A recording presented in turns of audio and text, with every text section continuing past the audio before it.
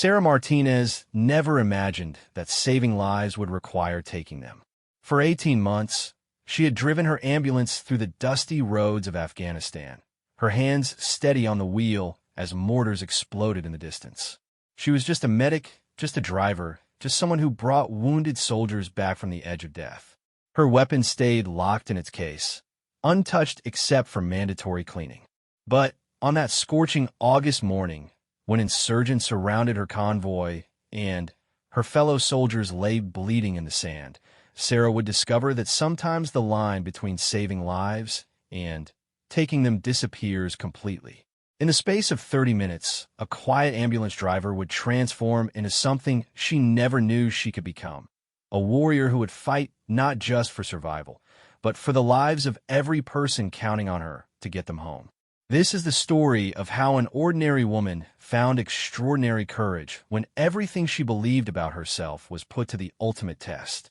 Sarah Martinez had always been drawn to helping people, but she never imagined that calling would take her to the mountains of Afghanistan. Growing up in a small town in Texas, she was the daughter of a mechanic and a nurse. Her mother, Rosa, worked night shifts at the local hospital, coming home with stories that both fascinated and horrified young Sarah.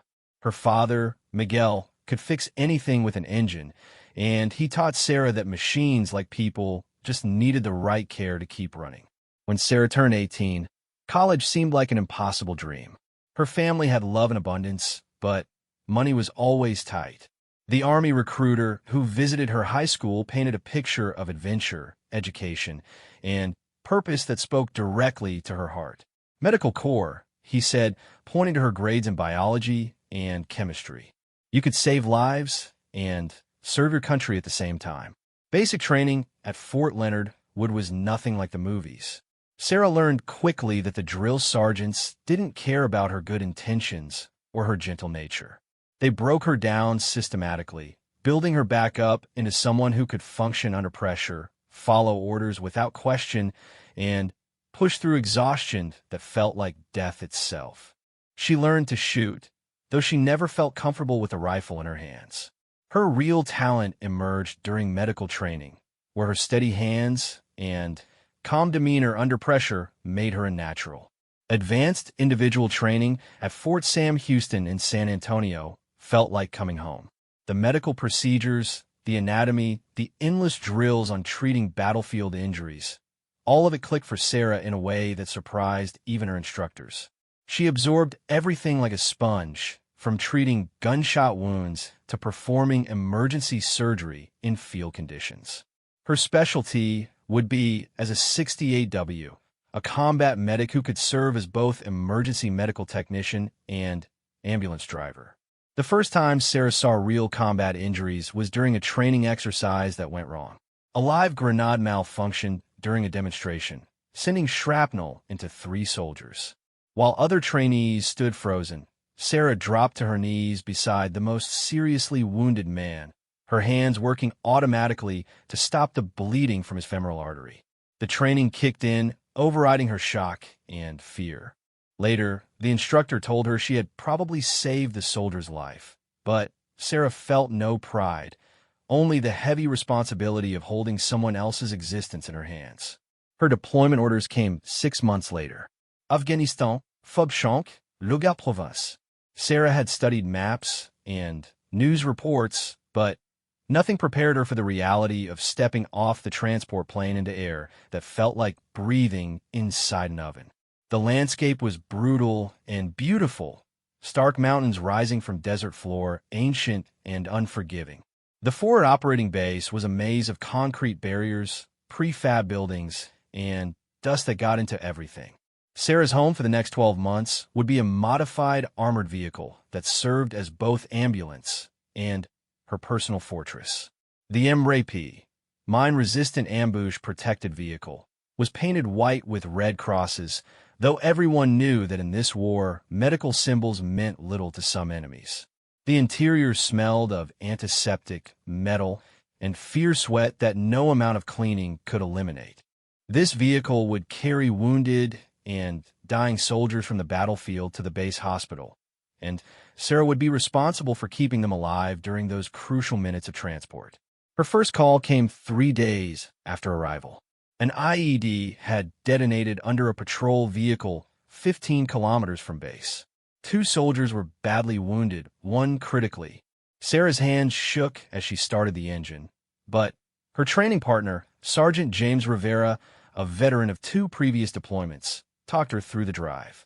The roads were rough, filled with potholes that could hide explosives, and every shadow might conceal a sniper. When they reached the site, Sarah saw her first real battlefield casualties. The explosion had thrown both soldiers from their vehicle.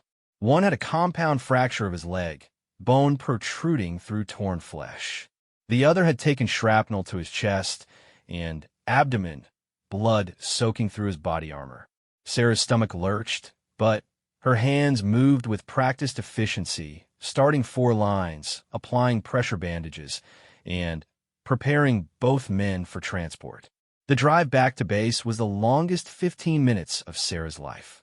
The soldier with chest wounds kept losing consciousness, his blood pressure dropping dangerously low. Sarah worked frantically in the back of the ambulance, administering fluids and medication while Rivera navigated the treacherous roads. Every bump sent fresh waves of pain through the wounded men, and Sarah found herself talking to them constantly. Not medical information, but stories about home, reassurances about their families, anything to keep them conscious and fighting. Both soldiers survived, and Sarah felt the first real satisfaction of her deployment. This was why she had joined, to be the difference between life and death for people who were fighting for something bigger than themselves. Over the following weeks, she settled into a routine.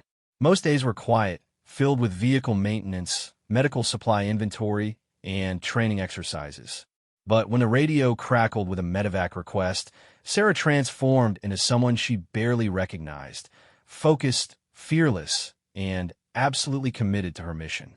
The other medics began to notice Sarah's unusual calm under pressure. While some broke down after particularly gruesome calls, Sarah seemed to channel her emotions into laser-focused care for her patients. She developed a reputation for being able to find a vein for a 4-line, even in the worst conditions, for talking wounded soldiers through their pain, and for never giving up on someone as long as they were still breathing. Her commanding officer, Lieutenant Colonel Patricia Hayes, called Sarah into her office after 2 months in country. Hayes was a career Army officer who had seen plenty of medics come and go, and she wanted to understand what made Sarah different. They talked for an hour about Sarah's background, her motivations, and her plans for after the deployment. Hayes saw something special in the young medic, a combination of technical skill and emotional strength that was rare. What Hayes didn't tell Sarah was that intelligence reports suggested increased insurgent activity in their area of operations. Several forward operating bases had been attacked, and there were rumors of a coordinated assault being planned. The enemy had begun targeting medical personnel specifically, understanding that destroying a unit's ability to treat wounded was psychologically devastating to morale. Hayes made a mental note to ensure Sarah received additional combat training, though she hoped it would never be needed. Sarah's 6th month in Afghanistan brought new challenges. The summer heat became unbearable, with temperatures reaching 120 degrees Fahrenheit inside the armored vehicles. Equipment failures increased, and the constant stress began wearing on everyone. Sarah noticed changes in herself. She slept poorly, startling awake at every sound. Her appetite disappeared, and she found herself checking and rechecking her medical supplies obsessively. The breaking point came during a mass casualty event. A suicide bomber had detonated an explosive vest in a crowded marketplace, killing 12 civilians and wounding over 30. Sarah and her team spent 14 straight hours treating victims, many of them women and children who had been shopping for their families. The injuries were horrific: burns, amputations, internal bleeding that no amount of medical skill could stop. Sarah worked mechanically, moving from patient to patient, but inside something was breaking. That night, she called her mother for the first time in weeks. Rosa could hear the exhaustion and strain in her daughter's voice, even across the crackling satellite connection. They talked about home, the neighbors, the weather, her father's latest mechanical project, anything except what Sarah was experiencing. When the call ended, Sarah sat alone in her bunk, staring at a photo of her family and wondering if she would ever feel normal again. The next morning brought a new reality check. Sergeant Rivera was being transferred to another unit, leaving Sarah to train a replacement. Private Danny Kim was 19 years old, fresh out of medical training, and clearly terrified. Sarah saw herself from 6 months earlier in his wide eyes and nervous hands. Teaching Kim became a welcome distraction from her own fears, and she discovered she had a talent for instruction. Under Sarah's guidance, Kim quickly developed confidence and skill. She taught him not just the technical aspects of battlefield medicine, but the psychological tools for dealing with trauma and stress. Most importantly, she helped him understand that every person they treated was someone's son, daughter, parent, or spouse. Human beings deserving of their absolute best effort regardless of the circumstances. As Sarah approached her 8th month in Afghanistan, she had treated over 200 wounded soldiers and civilians. Some had been minor injuries that healed quickly. Others had been life-threatening cases that required all her skill and experience. A few had died despite her best efforts, losses that haunted her dreams and made her question whether she was strong enough for this work. But she had also seen miraculous recoveries, soldiers who should have died but fought their way back to health and eventually home to their families. These victories sustained her through the darkest moments and reminded her why she had chosen this path. Sarah Martinez was no longer the uncertain teenager who had enlisted 18 months earlier. She had become a skilled combat medic, respected by her peers and trusted by wounded soldiers to guide them through their worst moments. What Sarah didn't know was that her greatest test was still ahead of her. In 2 weeks, intelligence would identify a planned attack on her convoy route. The enemy had studied their patterns and would be waiting with superior numbers and firepower. In that ambush, Sarah would discover that sometimes saving lives requires a combat medic to become something else entirely, a warrior willing to take lives to protect the people counting on her. The transformation would be sudden and irreversible, changing not just how others saw her, but how she understood herself. The quiet ambulance driver who had never fired her weapon in anger would become a symbol of courage that would inspire stories told in military hospitals and training academies for years to come. But first, she had to survive what was coming. The morning of August 15th started like any other day at FOB Shank. Sarah woke at 0500 hours to the familiar sound of helicopters coming and going, their rotors chopping through the thin mountain air. She had been in Afghanistan for 10 months now, and the rhythm of military life had become second nature. Morning PT, breakfast in the mess hall, equipment checks, and then whatever the day would bring. Private Kim had developed into an excellent partner over the past 2 months. Where he had once been nervous and uncertain, he now displayed the calm professionalism that saved lives in critical moments. Sarah took pride in his growth, remembering her own early days when everything seemed overwhelming and dangerous. Teaching Kim had also helped her process her own experiences, putting into words the lessons she had learned through trial and error. During their morning vehicle inspection, Sarah noticed Kim seemed quieter than usual. He checked and rechecked their medical supplies with unusual intensity, organizing and reorganizing equipment that was already perfectly arranged. When she asked if everything was okay, he shrugged and said he had been having trouble sleeping. Sarah understood. They all went through periods where the stress accumulated and sleep became elusive. The intelligence briefing at 0800 hours revealed increased chatter about potential insurgent activity in their area, but this was hardly unusual. Every week brought similar warnings that usually amounted to nothing. Captain Martinez, no relation to Sarah despite the shared surname, reviewed the day's scheduled missions with practiced efficiency. 3 routine supply runs, 2 medical transport missions to outline checkpoints, and one patrol escort that would take them through a valley known for occasional sniper activity. Sarah's ambulance was assigned to the patrol escort, a standard security mission where they would accompany a convoy of supply trucks to forward operating base Gardez, about 40 kilometers south. The route was well-traveled and generally considered low risk, though everyone understood that in Afghanistan, no mission was ever completely safe. The convoy would consist of 6 vehicles, 2 armor Humvees providing security, 3 supply trucks, and Sarah's ambulance bringing up the rear. The convoy commander was Staff Sergeant Robert Chun, a veteran of 3 deployments who had a reputation for careful planning and calm leadership. Chun called a driver's meeting at 0930 hours to review the route, communication procedures, and contingency plans. The road to Gardez wound through several small villages and crossed 2 bridges that were known choke points where attacks had occurred in the past. Sarah listened to the briefing with the professional attention that had become automatic after 10 months of similar meetings.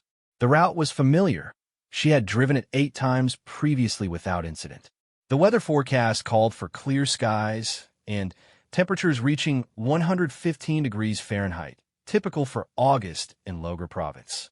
The estimated travel time was 90 minutes each way, with a planned 2-hour stop at FOB Gardez for the supply delivery. During the pre-mission equipment check, Sarah and Kim went through their standard routine with mechanical precision. Medical supplies were inventoried and secured, communication equipment was tested, and weapons were cleaned and loaded. Sarah's M4 carbine was locked in its mount beside the driver's seat, loaded but not chambered. In 10 months of deployment, she had never fired the weapon outside of training exercises at the base range. The other members of the convoy crew were mostly familiar faces. Sergeant Chin's gunner was Specialist Rodriguez, a 22-year-old from California who had been in country for 6 months.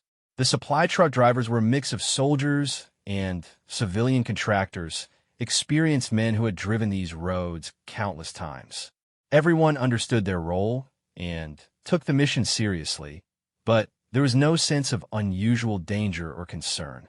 At 1,100 hours, the convoy formed up at the main gate of FOB Shank.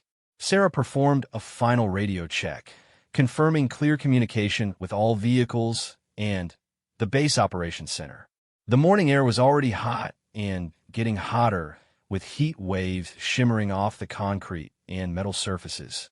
In the distance, the mountains looked purple and hazy, ancient peaks that had watched armies come and go for thousands of years. The first hour of the journey passed without incident. The convoy moved at a steady 40 miles per hour, maintaining proper spacing between vehicles and following established security protocols. Sarah drove with the practiced ease of someone who had navigated these roads many times before, avoiding the worst potholes and keeping a safe distance behind the last supply truck. Kim rode in the passenger seat, monitoring radio traffic and keeping watch on the roadside for potential threats. The landscape scrolled past, small villages with mud brick buildings, farmers working in irrigated fields, children who waved at the convoy with genuine enthusiasm. This was the Afghanistan that Sarah had come to appreciate. Ordinary people living their lives despite the ongoing conflict that dominated news coverage back home. The convoy passed through 2 villages without stopping, following standard procedures to minimize exposure to potential ambush sites. Local residents barely looked up as the military vehicles rumbled through their streets. This was routine for them as well. Convoys passed through several times a week, part of the background noise of a war that had been going on for longer than some of the children had been alive. As they approached the halfway point of their journey, Sarah found herself thinking about home. Her mother's letters had mentioned that her father was considering retirement from the garage where he had worked for 25 years. Her younger brother was starting his senior year of high school and had been accepted to the local community college. Normal life continuing as it always had, while Sarah lived in a world where normalcy meant carrying a rifle and scanning for roadside bombs. The radio crackled with routine check-ins as each vehicle reported its status. Everything was running smoothly, and Sarah began to relax into the familiar rhythm of a routine mission. In 30 minutes, they would reach FOB Gardes, unload the supplies, and begin the return journey. She would be back at base in time for dinner and the weekly movie screening that provided one of their few recreational activities. Staff Sergeant Chin's voice came over the radio, calling attention to a disabled vehicle beside the road about 2 kilometers ahead. This was not unusual. Civilian cars and trucks broke down frequently on Afghanistan's rough roads, and their occupants often waited for hours or days for help to arrive. Standard procedure was to maintain speed and spacing while observing the vehicle carefully for any signs that it might be a threat. As the convoy approached the disabled car, an old Toyota sedan with its hood raised, Sarah could see 2 men in traditional Afghan clothing standing beside it. They appeared to be genuine civilians dealing with a mechanical problem, something her father would have recognized and understood. The men waved at the convoy in a friendly manner, and Chin's voice confirmed over the radio that they appeared to be legitimate. The convoy passed the disabled vehicle without slowing, maintaining security protocols while showing respect for local civilians. Sarah caught a glimpse of the 2 men in her side mirror as they receded behind the convoy. Something nagged at her about the scene, though she couldn't identify exactly what had bothered her. Both men had seemed unusually calm for people stranded in the desert heat, and neither had been actually working on their car. Kim noticed her distraction and asked if everything was okay. Sarah shook her head, dismissing her concerns as the kind of hypervigilance that developed after months in a combat zone. Every shadow became suspicious, every innocent civilian a potential threat. It was an occupational hazard that all soldiers learned to manage, balancing necessary caution with the need to function normally. The road began climbing into a series of low hills dotted with rocks and sparse vegetation. This was one of the most scenic portions of the route, with views of distant mountains and valleys that would have been beautiful in peacetime. Sarah had driven this stretch many times and always appreciated its stark beauty, so different from the green landscape of her Texas hometown. Chin's voice came over the radio again, this time with instructions to tighten up the convoy spacing as they entered a stretch of road that intelligence had identified as a potential ambush site. The narrow valley ahead offered limited maneuverability and numerous concealment positions for potential attackers. Every vehicle acknowledged the instruction, and Sarah closed the distance to the supply truck ahead of her. The radio traffic became more frequent as the convoy entered the valley. Each driver reported their status and position, maintaining the constant communication that was their primary defense against attack. Sarah found herself scanning the hillsides more intently, looking for anything that seemed out of place or threatening. The rocks and scrub vegetation could hide a dozen enemy fighters, but everything appeared normal and peaceful. As they rounded a bend in the road, Chin called for the convoy to maintain speed through a section where the road was bordered by steep hillsides on both sides. This was classic ambush terrain, and everyone understood the importance of getting through it as quickly as possible. Sarah pressed slightly harder on the accelerator, keeping pace with the vehicles ahead while monitoring her mirrors for any signs of pursuit. The attack, when it came, would be swift and overwhelming.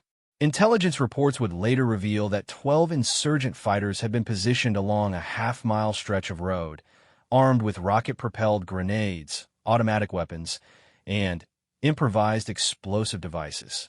They had studied the convoy's route and timing for weeks, waiting for the right opportunity to strike at a target that included both military personnel and valuable supplies.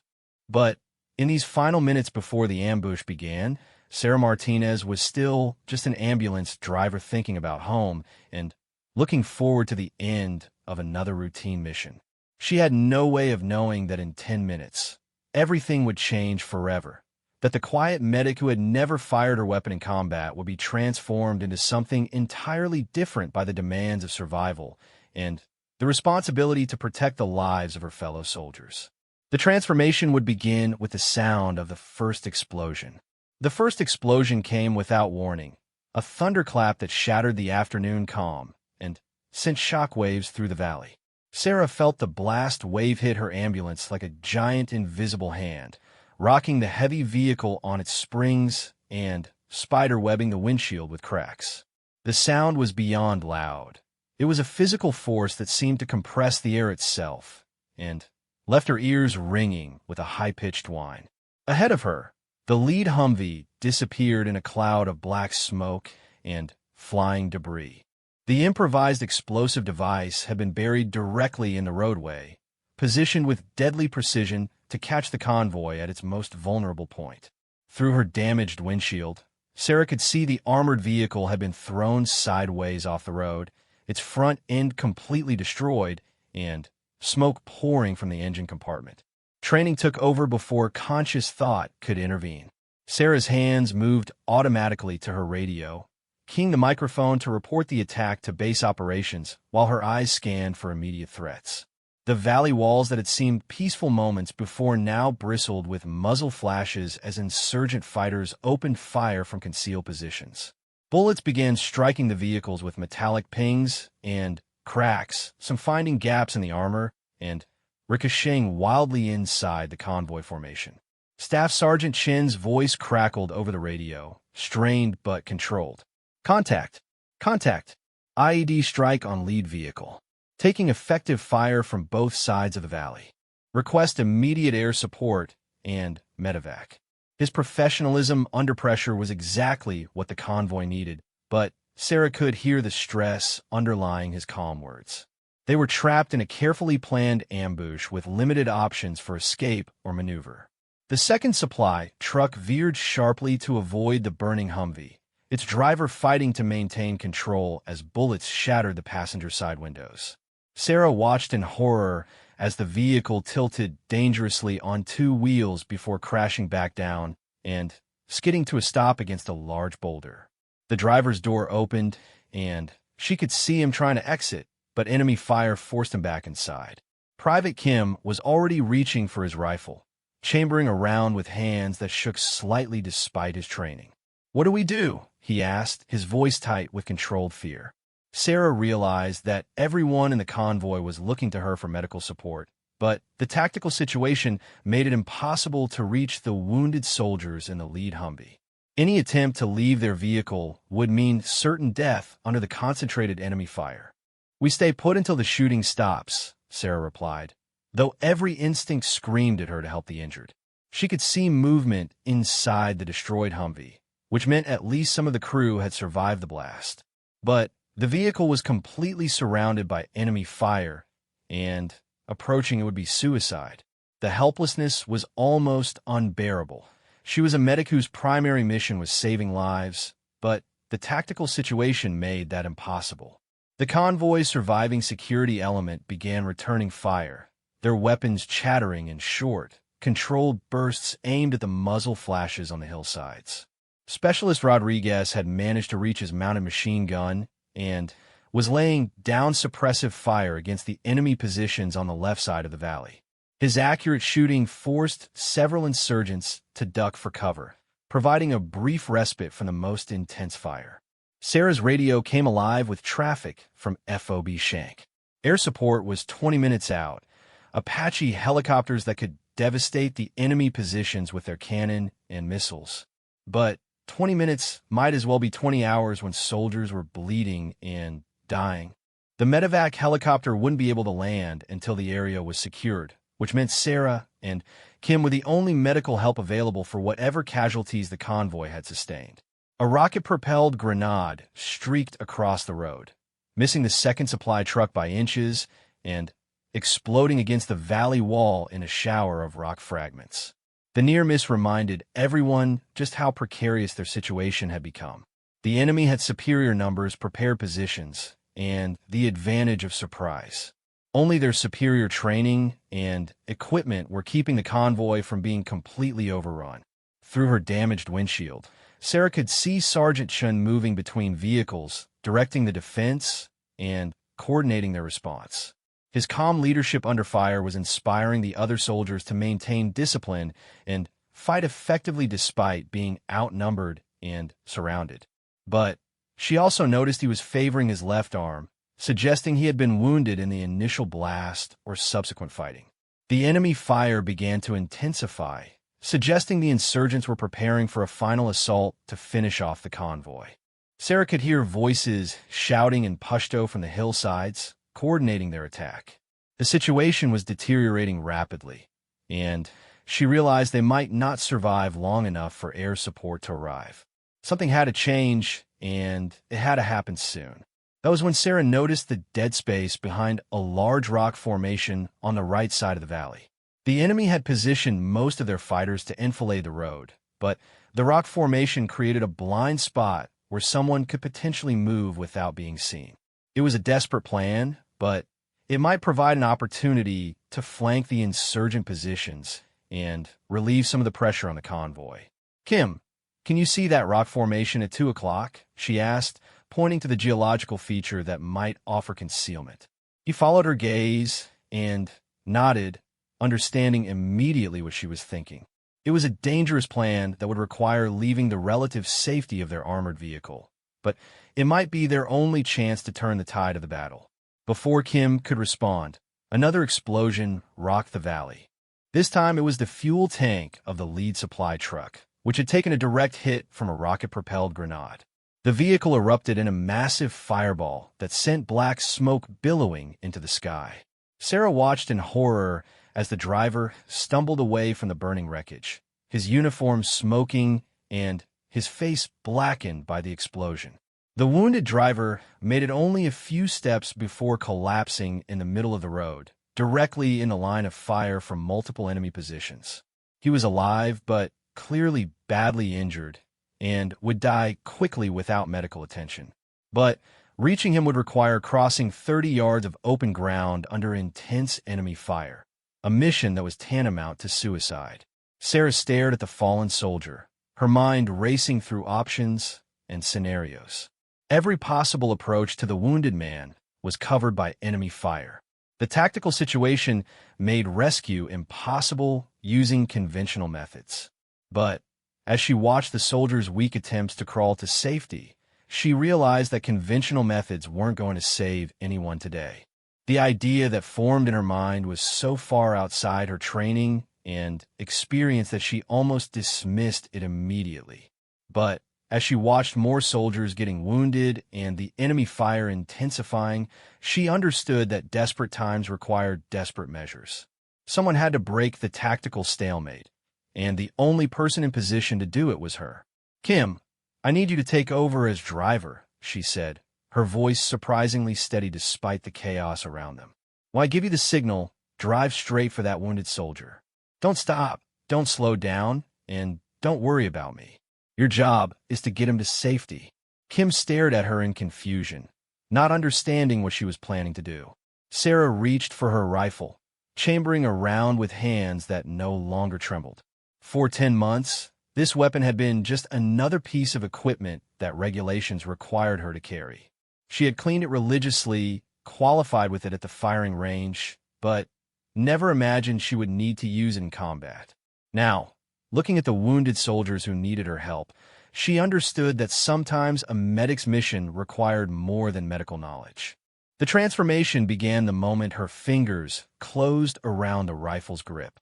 Sarah Martinez, the ambulance driver, was about to become something entirely different, a warrior who would fight not just for survival, but for the lives of every person in that convoy.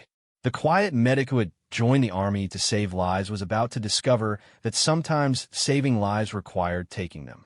What happened next will be talked about in military circles for years to come, a story of courage and determination that defied belief. But in that moment, crouched behind the armor of her ambulance with enemy bullets whistling overhead, Sarah was just a scared young woman who refused to let her fellow soldiers die while she watched helplessly. The battle was about to turn, and she was going to be the one to turn it. Sarah Martinez had never killed another human being. In 10 months of deployment, through dozens of casualty evacuations and medical emergencies, her hands had been instruments of healing. Now, as she gripped her rifle and prepared to leave the safety of her armored vehicle, those same hands would be forced to take lives to save them. The wounded truck driver had stopped moving. From her position, Sarah could see blood pooling beneath his body, dark against the dusty road. He had maybe minutes before blood loss would make any medical intervention useless. The enemy fighters on the hillsides had excellent fields of fire covering his position. Anyone attempting a rescue would be walking into a kill zone. But Sarah had noticed something the insurgents might have missed. The rock formation she had pointed out to Kim created a narrow corridor of dead space that ran parallel to the road for about 50 meters. If she could reach it unseen, she might be able to work her way behind the enemy positions and attack them from an unexpected direction. It was an insane plan that violated every principle of medical corps doctrine, but conventional tactics had failed. "Kim, listen carefully," she said, her voice steady despite the adrenaline flooding her system. "When I move out, wait 30 seconds, then drive straight at that wounded soldier. Load him the back as fast as you can, then get to the rally point behind those boulders. Don't wait for me." Kim stared at her with wide eyes, understanding that she was about to attempt something unprecedented. Sarah checked her rifle one more time, ensuring the safety was off and a round was chambered. The weapon felt strange in her hands, heavier than during training, more significant somehow. She had qualified expert marksman during basic training, but shooting at paper targets was vastly different from what she was about to attempt. The weight of what she was considering pressed down on her like a physical force. The enemy fire had settled into a rhythm. Concentrated bursts aimed at keeping the convoy pinned down while the insurgents prepared for their final assault. Sarah studied the pattern, identifying brief lulls when she might be able to move without drawing attention. The next window would come in about 20 seconds, and she had to be ready to exploit it fully. Taking a deep breath, Sarah opened her door and rolled out of the vehicle, staying low as bullets whined overhead. The ground was rocky and unforgiving, but she pressed herself against it and began crawling toward the dead space behind the rock formation. Every instinct screamed at her to return to the safety of her armored vehicle, but the image of the wounded soldier bleeding in the road drove her forward. The first 20 meters were the worst. She was completely exposed, moving across open ground with nothing but speed and the enemy's divided attention to protect her. Bullets kicked up dust around her as she low-crawled toward the rocks, her rifle clutched against her chest, and her medical bag bouncing against her back. One round passed so close to her head that she felt the shock wave, but she kept moving. Reaching the rock formation felt like winning the lottery. Sarah pressed herself against the largest boulder, gasping for breath and trying to process what she had just accomplished. She was alive, she was undetected, and she was in position to do something that might change the tactical situation. But the hardest part was still ahead of her. From her new position, Sarah could see 3 enemy fighters positioned about 40 meters up the hillside. They were focused on the convoy below, firing controlled bursts from behind cover and calling out targeting information to their comrades. None of them had noticed her approach, and their position made them vulnerable to attack from her direction. Sarah had never aimed a rifle at another human being with the intention of killing them. During training, the targets had been silhouettes or paper circles, impersonal objects that bore no resemblance to living, breathing people. Now, looking through her rifle scope at real insurgents who were trying to kill her fellow soldiers, she felt the full weight of what she was about to do. The first shot was the hardest. Sarah centered her crosshairs on the enemy fighter who appeared to be directing the others, took a breath, and squeezed the trigger. The rifle bucked against her shoulder, and through the scope she saw the man spin and fall. The sound of the shot echoed off the valley walls, and suddenly the other insurgents were looking around in confusion, trying to locate the new threat. Training took over after that. Sarah had been taught to fire rapidly and accurately under pressure, to acquire new targets quickly and engage them with lethal precision. The second enemy fighter went down with a shot to the chest before he could locate her position. The third managed to get off a wild burst in her general direction before her third shot silenced him permanently. The sudden change in the tactical situation sent shock waves through the enemy force. They had been expecting to overrun a demoralized and pinned down convoy, not face effective resistance from an unexpected direction. Sarah could hear shouting in Pashto as the insurgent commanders tried to reorganize their forces and deal with a new threat. But Sarah wasn't finished. Moving quickly while the enemy was still confused, she worked her way along the rock formation toward another group of fighters. These men were positioned to enfilade the road where the convoy vehicles were stopped, and their concentrated fire was preventing any rescue attempts. If she could eliminate them, it might create enough of a window for medical evacuation to begin. The second engagement was even more intense than the first.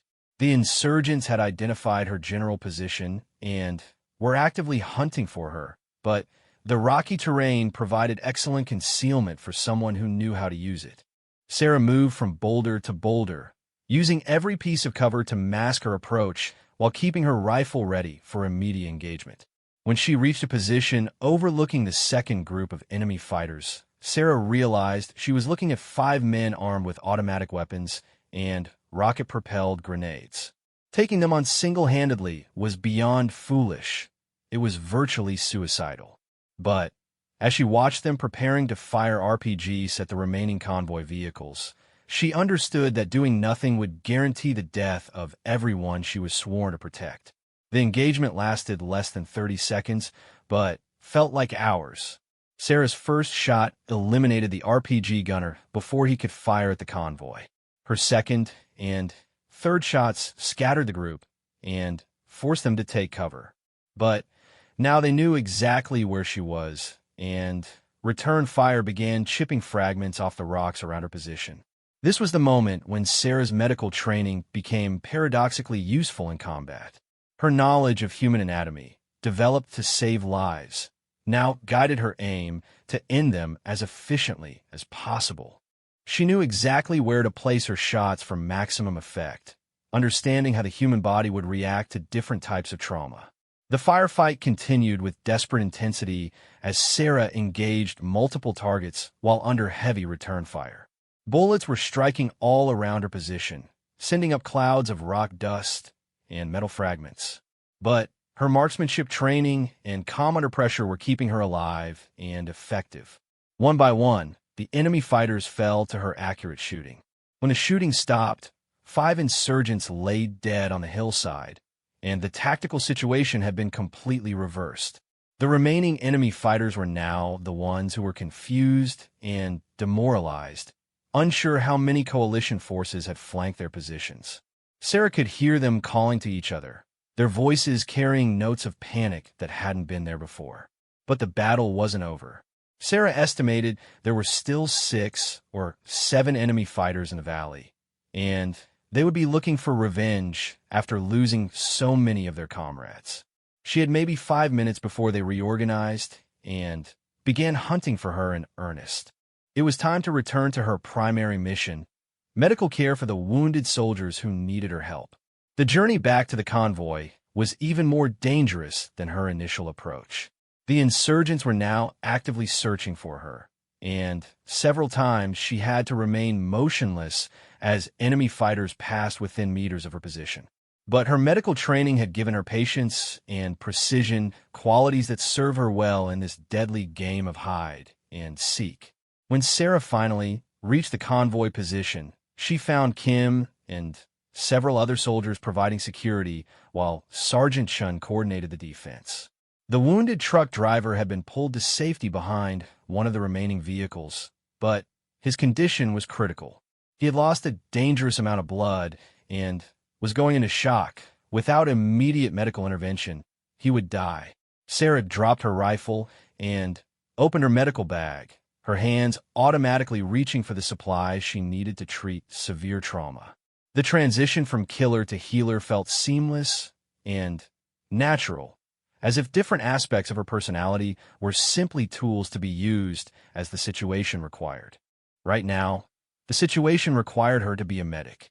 Working quickly and efficiently, Sarah started in 4-line, administered blood expanders to combat shock, and applied pressure bandages to stop the bleeding. The wounded soldier's vital signs were weak, but stable, and she calculated he might survive long enough to reach proper medical facilities if they could get him evacuated soon. The sound of helicopter rotors in the distance announced the arrival of air support. Apache attack helicopters were inbound, and their devastating firepower would quickly end the remaining enemy resistance. Sarah had bought enough time with her unprecedented assault, but the cost in human life weighed heavily on her mind, even as she worked to save the wounded soldier. In 30 minutes, the battle would be over and the convoy would be safe. But Sarah Martinez would never be the same. The quiet ambulance driver had discovered a capacity for violence that shocked even her, and the psychological impact would last long after the physical wounds healed. The transformation was complete. She was no longer just a medic, but a warrior who had proven that sometimes saving lives required taking them. The Apache helicopters arrived like avenging angels, their rotor wash kicking up clouds of dust as they swept across the valley with lethal precision. Sarah watched from her position beside the wounded soldier as the aircraft systematically eliminated the remaining insurgent positions with 30mm cannon fire and Hellfire missiles. The overwhelming firepower ended the battle in minutes, but the psychological impact would last much longer. When the shooting finally stopped, an eerie silence settled over the valley, broken only by the crackling of burning vehicles and the distant sound of helicopter rotors. Sarah continued working on the wounded truck driver, her hands moving with practiced efficiency as she monitored his vital signs and adjusted his treatment. He was stable, but critical, needing immediate evacuation to a trauma center with surgical capabilities. Staff Sergeant Chun approached her position, his left arm bandaged but still functional. He looked at Sarah with an expression she had never seen before, a mixture of respect, amazement, and something approaching awe. "Martinez, what you did out there?" He began, then stopped, apparently unable to find words for what he had witnessed. Sarah didn't respond immediately. She was still processing what she had done, trying to reconcile the person who had systematically killed 8 enemy fighters with a medic who had joined the army to save lives. The two identities felt incompatible, yet somehow they existed within the same person. She had discovered something about herself that was both empowering and terrifying. The medevac helicopter landed 20 minutes later, its crew working efficiently to load the wounded soldiers for transport to the trauma hospital at Bagram Air Base. Sarah provided medical handoffs for each casualty, summarizing their injuries and treatment for the flight medics who would continue their care. Her professionalism remained intact despite the emotional turmoil she was experiencing internally. Private Kim found her after the casualties had been evacuated, his face showing the strain of the day's events. "How did you know?" he asked quietly. "How did you know what to do out there?" Sarah looked at him for a long moment before answering. The truth was that she hadn't known. She had acted on instinct and desperation, making decisions that seemed impossible in retrospect. "I didn't know," she replied honestly.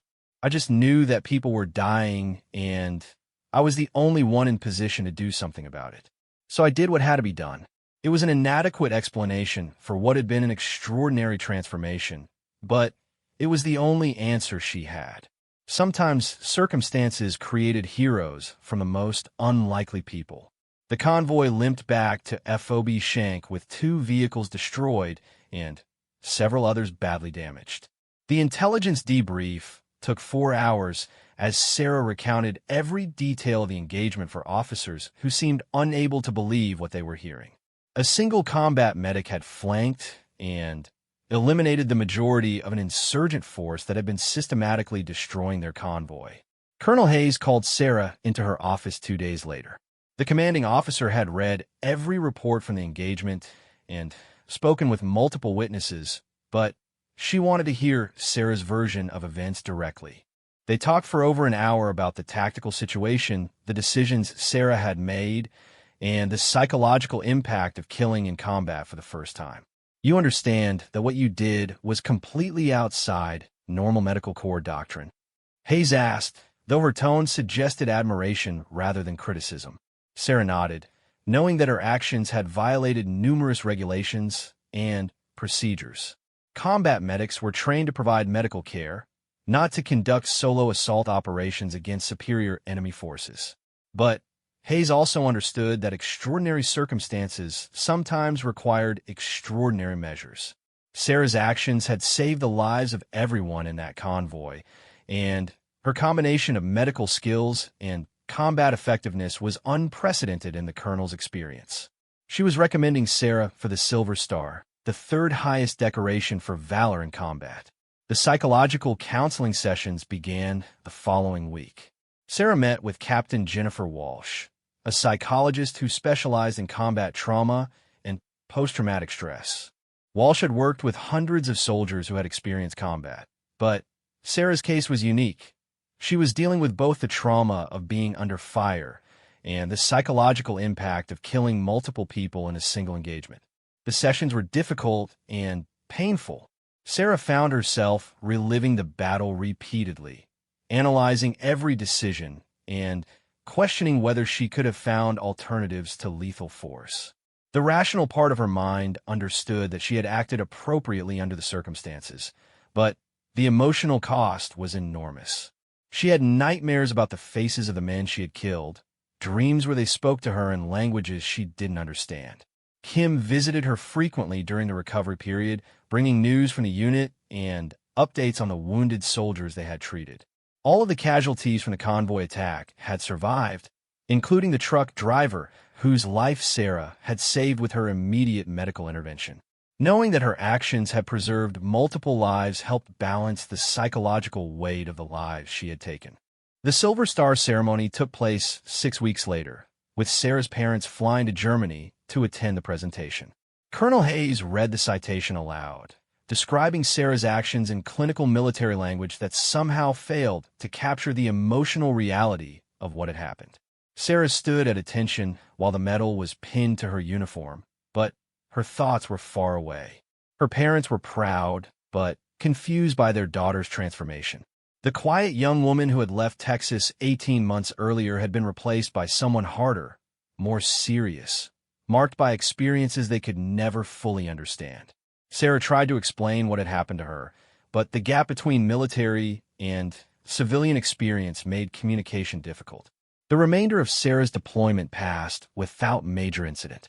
She returned to her normal duties as a combat medic, but now carried herself with the confidence of someone who had been tested in the most extreme circumstances and had not been found wanting. Other soldiers in the unit looked at her differently, with a respect that bordered on reverence.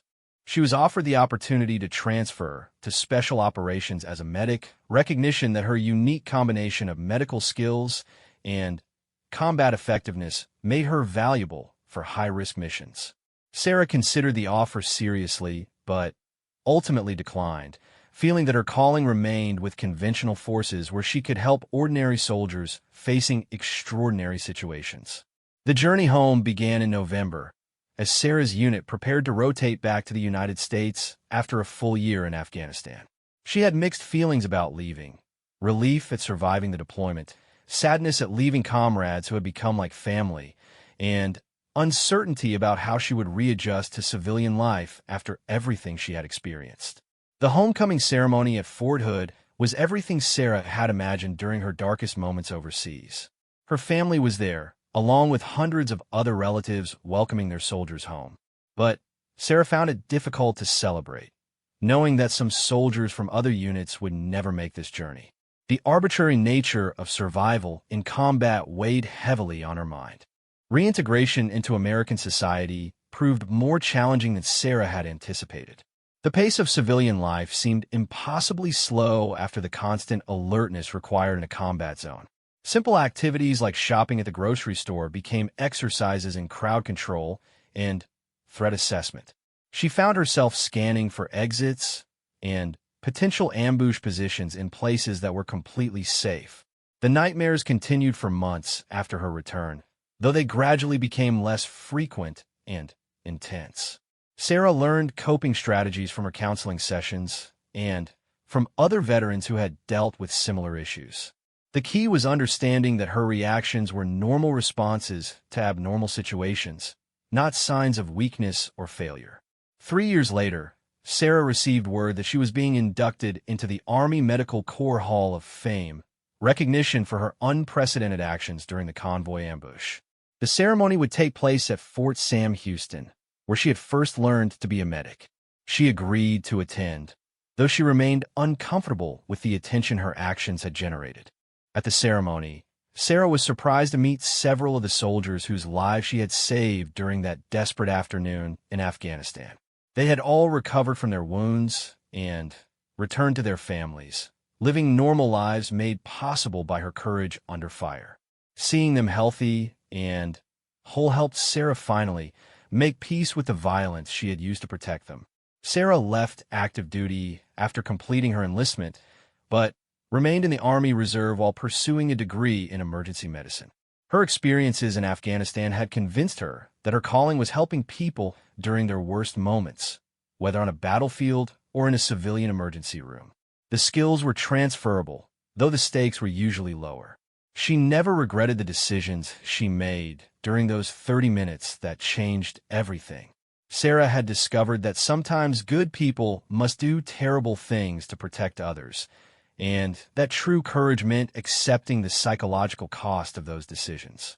The quiet ambulance driver had become something more, a symbol of the extraordinary potential that exists within ordinary people when circumstances demand it. The story of Sarah Martinez continues to be told in military medical training programs, an example of how dedication to saving lives can require the ultimate sacrifice of one's own innocence. She had joined the Army to help people and discovered that sometimes helping people meant becoming someone she never expected to be.